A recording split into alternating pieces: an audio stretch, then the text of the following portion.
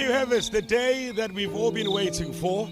Today is the 18th day of March in the year of the Lord 2022, a day that marks a very important event in the life of the Pungules. What started many years ago, today is culminated into the special day. Today is a day that STHE marries NOMKHULEKO. We're out here in Elysium in a very, very auspicious occasion, one that is fit for kings and queens. And talking about a king and a queen, come with me. There you have it. Baba Phungule mfowethu namuhla awusayena umfana kaPhungule uPhungule uqobo lwakhe. Usizwe njani mfowethu? Ngizizwa ngijabule kakhulu ukuthi ngize lafika lolu suku.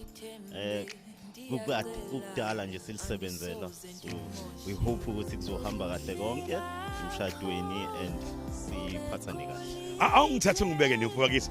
The day you first set eyes on this beautiful lady, kwakuyikephi nendawo kwenzakalwana? Ngiyacabanga inhliziyo egxuma uvalo wommisa